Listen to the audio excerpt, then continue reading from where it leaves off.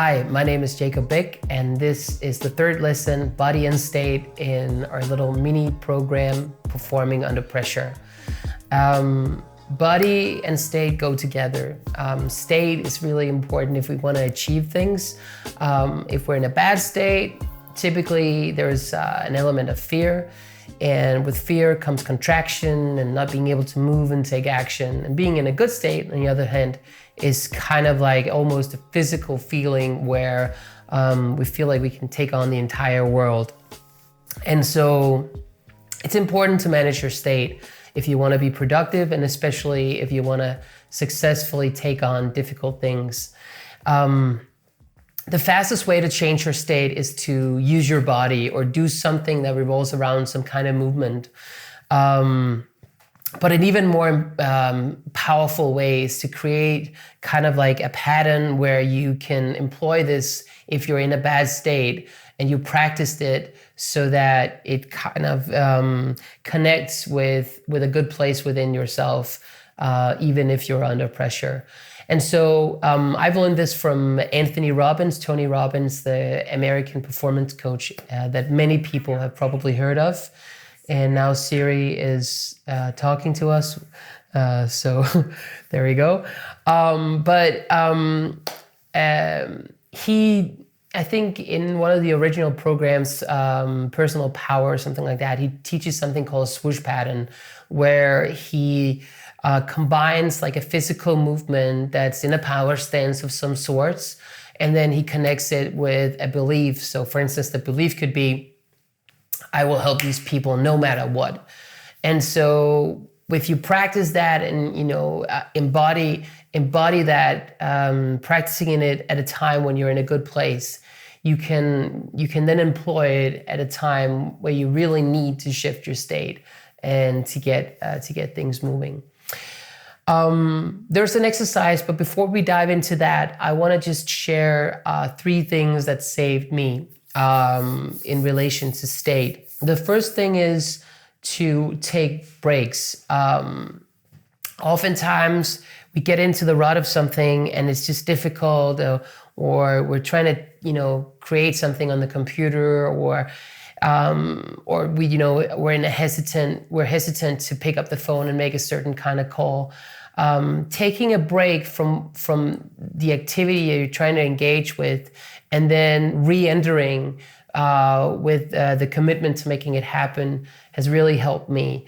So instead of trying to force it, take a break, not for too long, but enough to kind of like get away from what you're doing and then re-enter and take action. The second thing is that if I do feel stuck, I've had a lot of success with moving between activities.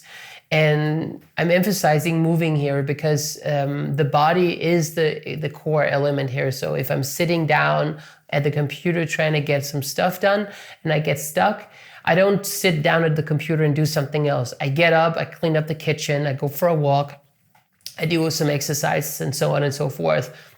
Something I want to get done on my list anyway, so that I'll still feel like I haven't been wasting the time. But some kind of break, or just some kind of like shifting the activity into doing something else than the place where you're feeling stuck. The third thing is being kind. I think this is probably one of the most important lessons for me, or what have helped me the most. I think especially if you're a high performer, if it's important for you to really succeed with what you're doing, it's very easy to be hard on yourself. But the thing is that being hard on yourself is not very helpful in terms of dealing with a lot of pressure. So try to be kind with yourself, no matter what kind of situation you're in, no matter what kind of performance that you are doing. Try to say to yourself, it will get better. I just need to keep at it. And then, be kind in the sense that you take a break if that's what you need, or do something else if that's what you need. But don't judge yourself when you're doing it. So the exercise, I've called it my own swoosh pattern, which is basically that you select kind of like a physical movement. Make sure that you're standing in some kind of power pose when you're doing it, spread legs or in kind of like open chest, and then create a kind of movement that feels comfortable to you. Perhaps even something you can do, in confined places, so that it doesn't matter. Like, you don't need a whole lot of space. You don't need to, you can do it. Perhaps even you can do a small version of it, even if there are other people, so you don't have to be too self-conscious about it. And then you connect a belief to it. So for instance, the belief might be, I'll help these people no matter what. Or the belief will be, I will find a way. I will always find a way no matter what.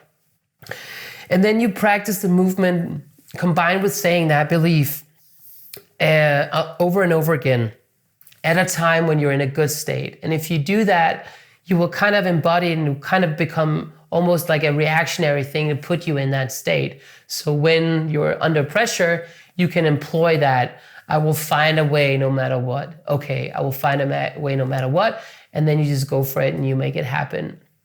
It has helped me to do that, especially if there is something that was really difficult, like a really difficult phone conversation or a sales meeting or something like that. I've often employed this to get me into a state where I could really perform and be present with whatever was demanded of me. So that's that. Good luck, make it happen, practice a lot of time, and you'll find that it's very helpful.